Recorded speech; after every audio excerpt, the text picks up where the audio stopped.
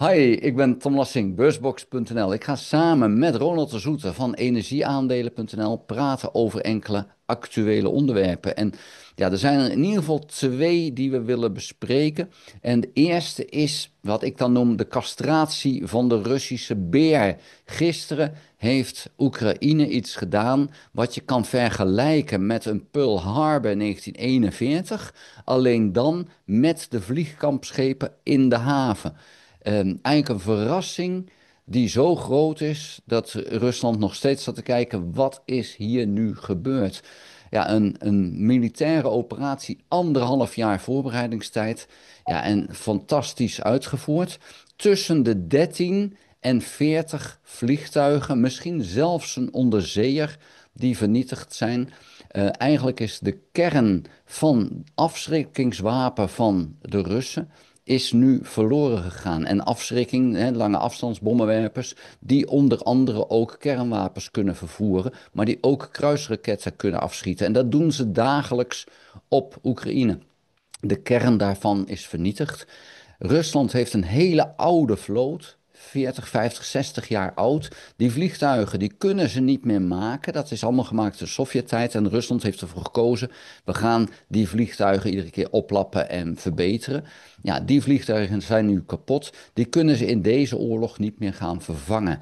En ja, dit is toch wel een aanfluiting voor Rusland, maar eigenlijk ook een aantasting van haar wereldmacht. Hier is iets gebeurd, dat is ongekend. Ronald, heb jij dat een beetje meegekregen?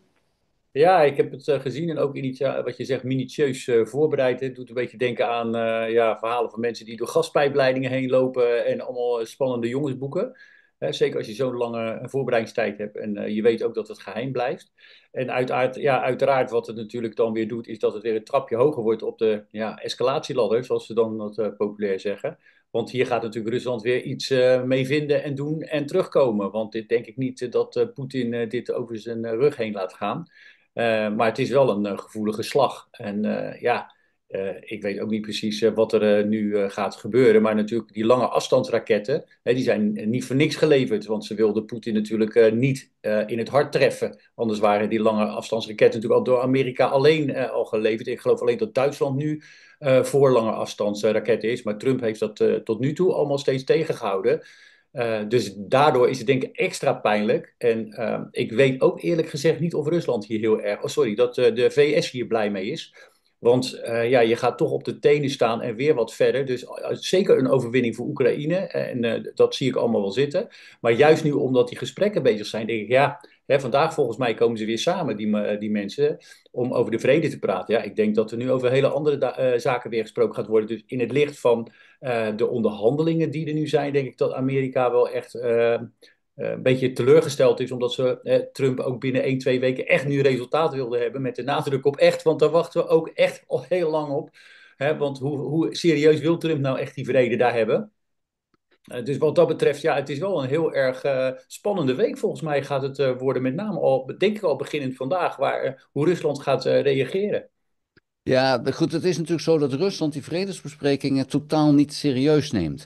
En het zomeroffensief van de Russen, het is nu officieel zomer in Rusland, het zomeroffensief, daar is juist ingezet om een zo goed mogelijke onderhandelingspositie te hebben in die gesprekken die je al niet serieus neemt.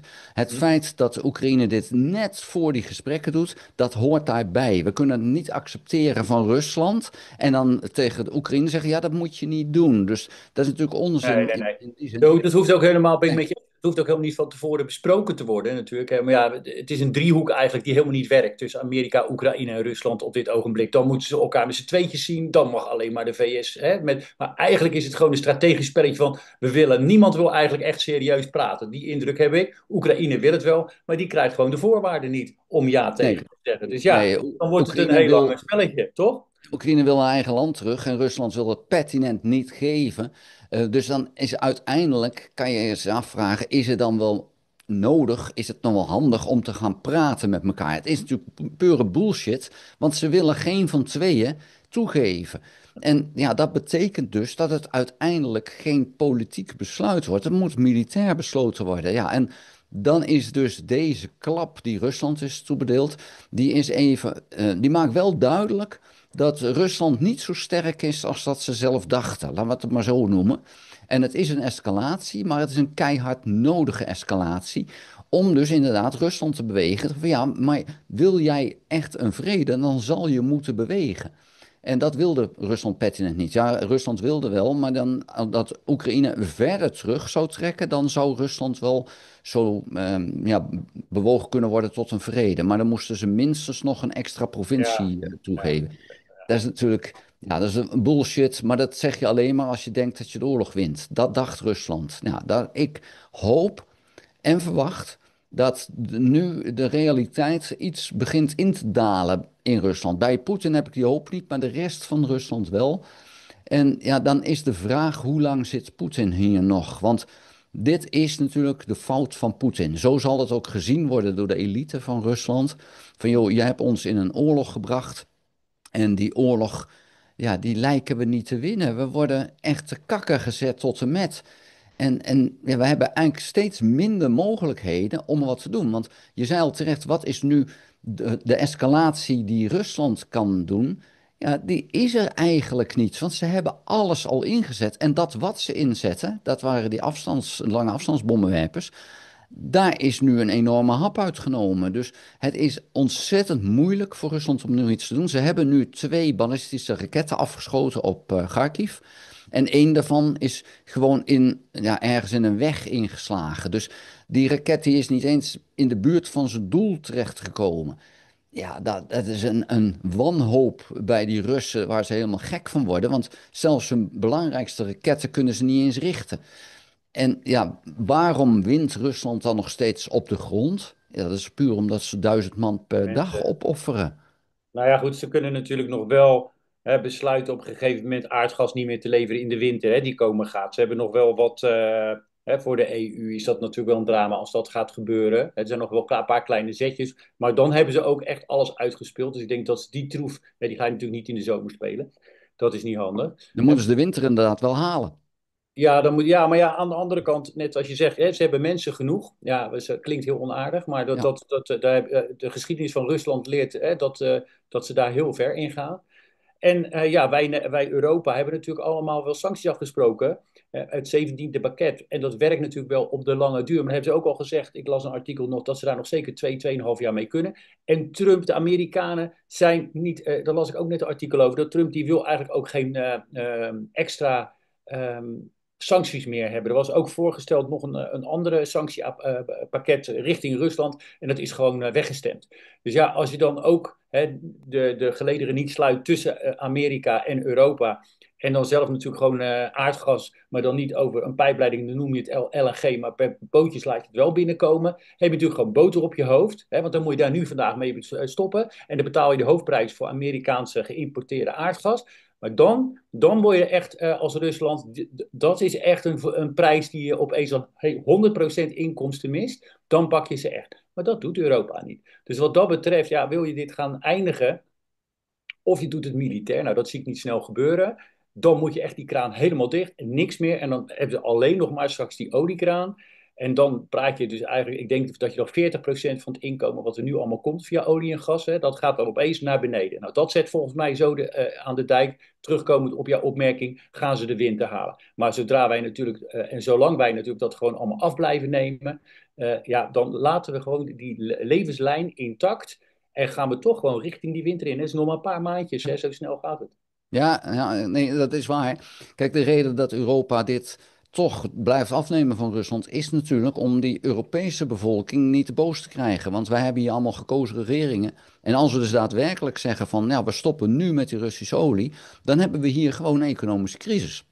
De En dat Russische betekent aardgas, hè? Met de Russische ja, aardgas. ja, maar Ja, ja. betekent wel dat energie duur wordt en dat bedrijven echt slechter kunnen produceren en wij gewoon er financieel een klap van Zeker. krijgen. Ja, dan gaan er een aantal regeringen vallen en de Nederlandse regering staat al op klappen. En dan is de vraag waar het politiek gezien heen gaat. Dus het is ook voor Europa natuurlijk koorddansen.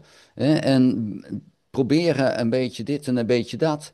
En vooral de status quo niet te veel verplaatsen en in gevaar brengen. Ja, dat maakt ook dat het allemaal een beetje pap en nat houden is. Die sancties, de embargo's naar Rusland, die werken. Die werken keihard. Ik ben bezig met een artikel te schrijven over hoe Rusland, maar ook China en de Verenigde Staten er financieel zwak bij staan. Alle drie hebben ze hun enorme zwaktes. En Rusland is duidelijk. Iran wil betaald worden met goud. De goudvoorraad van de Russen die raakt redelijk op. Ze hebben veel minder inkomsten. Bedrijven in Rusland die gaan toch massaal failliet. En diegenen die niet failliet gaan, die moeten leningen verstrekken aan de overheid. Ook pensioenfondsen moeten leningen verstrekken aan de overheid. Die hele Russische economie wordt uitgehold. Alleen, ja, wanneer klapt dat dan? Ja, dat kan. De kans is klein dat het al in 2025 is, laten we daar reëel over zijn. Maar 2026, 2027, ja, dan kan dat. Maar het Russische volk is gewend om het heel weinig te kunnen. En daar staan we wel eens, wij vergelijken dat met Europa. Ja, dat kan je dus niet vergelijken. En de armoede die de Russen gewend zijn vanuit het communisme, maar ook nu nog, ja, die is zoveel groter. En die mensen die redden zich wel, hè, ondanks al die armoede. Dan is het toch, hè, verwarmen, ja, dat doe je nog gewoon met hout uit het bos. En dan kom je in een heel land. En de Europese steden in Rusland, dus Moskou en Sint-Petersburg, ja, dat is dan het probleem. Maar daar ligt ook de grootste welvaart. Wat er nog is aan welvaart, zit daar. Dus het is echt wel een punt van, het gaat slecht economisch gezien met Rusland. Maar dit kunnen ze nog wel een hele tijd volhouden, omdat ze gewend zijn aan lijden, zullen we maar zeggen. Ja, inderdaad. En ze mogen natuurlijk ook wel eens een keer China aan gaan pakken. Amerika niet natuurlijk altijd dit maar mogelijk maken. Ik vind dat China ook haar rol daarin wel heel kwalijk is, zeg maar, op dat gebied. Dat ze geen standpunt inneemt.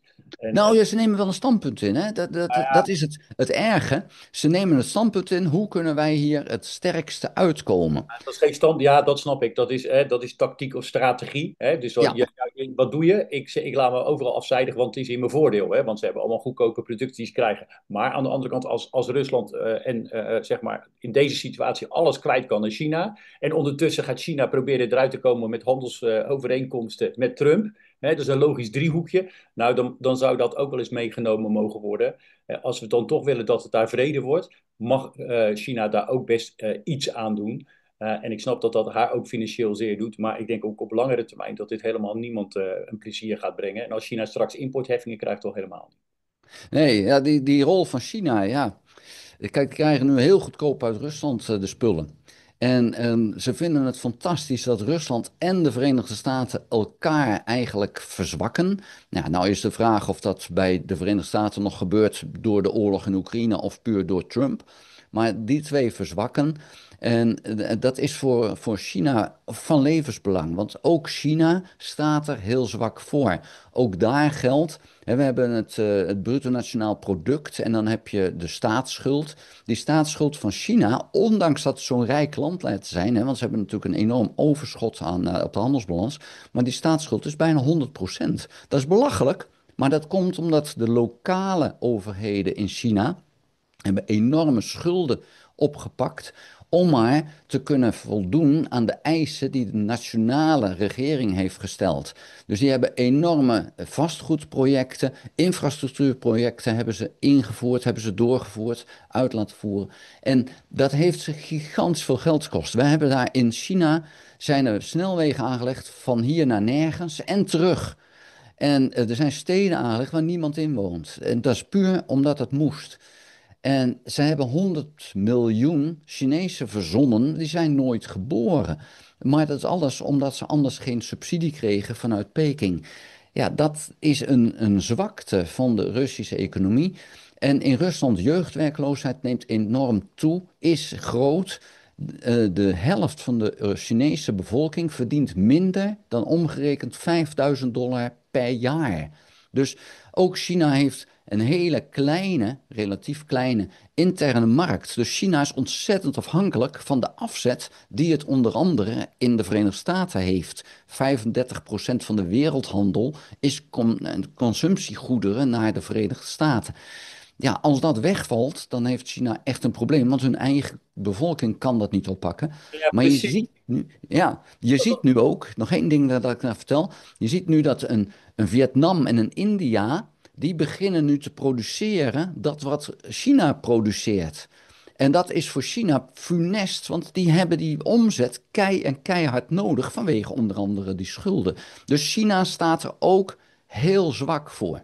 Ja, precies. Maar daarom maakt het ook zo lastig natuurlijk. Want zitten ze met al die elektrische auto's, weet je, die pompen ze nu eventjes vol in China. Nou goed, dan heb je eerst de eerste 2, 3, 4 maanden, hè, gaat heel goed. Geven ze korting en zo allemaal. Dan hebben ze allerlei rijken, tussen aanhalingstekens, gehad. En dan heb je een hele grote groep van mensen die helemaal geen geld heeft, bang is geworden en niks meer doet. En dan kan je die prijs nog een keer met 10% verlagen, maar krijg je geen extra vraag. En dan kom ik terug op het opmerking, weet je, ja, dan wil je dus richting Amerika. Ja, dat ga je nu zo ook onmogelijk maken. Maar volgens mij, goed, we hebben genoeg gesproken. Kijk even naar de klok.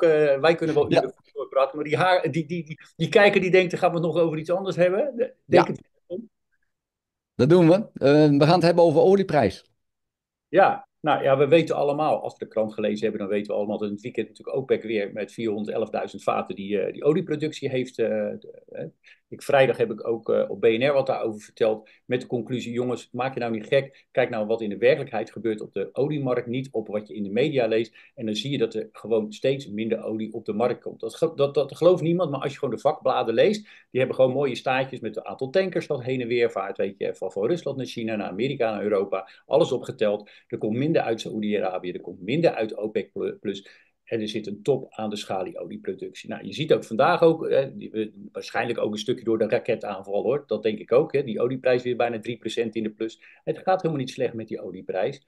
Natuurlijk wel weer in het voordeel van Rusland. Maar goed, daar hebben zij dan nu even wat minder voordeel van gehad. Hè, want zij zijn de oorzaak van de prijsverhoging. Maar ja, die olieprijs die wordt gewoon steeds meer, laten we maar zeggen, beïnvloed door Saoedi-Arabië. Daar zijn ze al jaren aan bezig. En die weten als geen ander tot letterlijk op, laten we zeggen, op 100 tot 200.000 vaten per dag waar de olie heen gaat. En die kunnen dat heel goed inschatten. Je ziet dat er ook de olievoorraden wereldwijd echt al 1,5 jaar eigenlijk nauwelijks bewegen. Klein beetje omhoog, dan weer belaag. En het is echt wel een huzarenstukje hoe ze dat voor elkaar krijgen. Probeer jij het maar. Als je als opdracht krijgt, zorg ervoor dat de wereldvoorraden van olie. En dan ook nog eens een keer moet je meenemen wat er dan allemaal de strategische voorraden ingaat. En in China, waar die getallen allemaal best wel geheim worden gehouden. Dus wat je gaat zien in de komende jaren is dat Saoedi-Arabië steeds meer macht krijgt. De schalieolieproducenten krijgen steeds minder macht, want die kunnen met de huidige olieprijs eigenlijk niet uit de voeten. Dat geven ze ook toe. Zie je ook aan de koersen van die aandelen. Daar gaan we het nu even niet over hebben. Maar het totaalplaatje is niet dat OPEC wanhopig nu die kranen onder druk van Trump openzet. Dat is helemaal niet waar. Ze hebben altijd al gezegd dat ze die 2,2 miljoen vaten die ze uiteindelijk uit die markt hebben gehouden, dat ze die rustig terug gaan brengen. Nou, en dat doen ze net zo lang tot ze zien dat de olievoorraden gaan stijgen. En gebeurt dat, dan zeggen ze gewoon in augustus of september of wanneer dan ook, we stoppen ermee. En dan zullen dan die olieprijs weer rustig, ik denk zelf weer richting die 75, $80 gaan. Gewoon omdat ze dat nodig hebben. En zij kunnen dat sturen. En of ze nou 10% minder produceren, maar daardoor wel een 10 of 20% hogere prijs, is iedereen spekkoper en gaat dat gewoon gebeuren. Dus ik ben niet negatief zeg maar over die olieprijs. En eigenlijk deze 411.000 vaten per dag was gewoon verwacht hoor. Dat was geen nieuws. Ja, dat is alleen administratief. Als je kijkt naar de Russische olieproductie, die neemt ook af. Want de Russen zijn niet in staat om een aantal van die bronnen, om die goed te kunnen blijven onderhouden. En als je kijkt naar Sachalin en dergelijke, daar zie je de productie teruglopen. Dat zijn hele moeilijke bronnen, waar dan als er onderhoud moet worden gepleegd, dan kunnen ze dat niet meer. Want er waren westerse bedrijven die dat allemaal deden. Dus als een bron kapot gaat, als daar iets misgaat met de productie, dan stopt het daar gewoon. Dan is het proberen te lappen, maar ja, dan uiteindelijk niet meer die volle productie die ze hadden. En je ziet dus ook dat die Russische productie terugvalt. En die kunnen ze ook niet meer terug opbrengen snel. Dus zolang die oorlog duurt, verwacht ik dat die productie vanuit Rusland ook langzaam zal blijven afnemen. En nou, je ziet inderdaad, je zei het al, die schaliegas en schalieolie vanuit Noord-Amerika met name, dat loopt terug, want dat kan nu niet goed winstgevend worden opgepompt. Daarbij is het zo dat die schalie natuurlijk de eerste paar ja, weken, maanden is het een volle productie en daarna wordt het gewoon van die langzame ja-knikkers die erop worden gezet. En dan is het ja, een beetje op blijven pompen, maar niet meer die grote hoos. Dus ze weten ook wat er maximaal uit kan. Ja, en ik denk dat met name in Amerika, dat die bedrijven nu zeggen van ja, we pompen het wel op en we slaan het misschien wel op zover als we kunnen. Maar dat heeft voor ons geen zin om dit nu op de wereldmarkt te brengen, want het levert ons gewoon te weinig op. En ik denk dat daar dan we mogelijk ook in de toekomst gaan kijken van hey, wanneer wordt het dan weer interessant? Want die aandelen zijn wat mij betreft op dit moment gewoon niet interessant, want die zijn nu aan het overleven. Meer dan dat is het op dit moment niet, denk ik. Ja, nee, het is, daar moet je ook helemaal niet zijn als je olieaandelen gaat kopen. Moet je niet in schalieolie gaan zitten. En het is misschien ook verstandig om nu gewoon eventjes nog een paar weekjes te wachten. Maar uiteindelijk gaat die aardgas en olieprijs gaan allebei stijgen. En dat heeft eigenlijk gewoon te maken met het feit dat aan de ene kant heb je een kartel. Nou, die hebben gewoon dat spelletje wel door en die hebben alle tijd. Maar die gaan hun zin wel krijgen. Trump die gaat zich bezighouden met politiek. Die heeft niks te zeggen over drill baby drill. Het is de markt die bepaalt en niet hij. Hè. En over aardgas heb je nu te maken met een periode van nog 2, 3 weken. Dat het te warm is voor zeg maar koude bestrijding. Maar het is nog niet zo warm dat de airco's aangaan. Dus daar zie je ook die prijzen een beetje bodemen nu klaarmaken voor de rally die komen gaat. Dus het worden nog spannende tijden op energiegebied. En ik denk ook dat we nog aardig wat van OPEC gaan horen in de komende maanden. Mooi, dan hebben we volgende week weer een nieuw onderwerp. Goed, Hey, dankjewel. En alle kijkers ook bedankt voor het kijken. Ronald, ik spreek jou volgende week weer. ja, tot volgende week. En voor de kijkers ook. Fijne dag. Houdoe.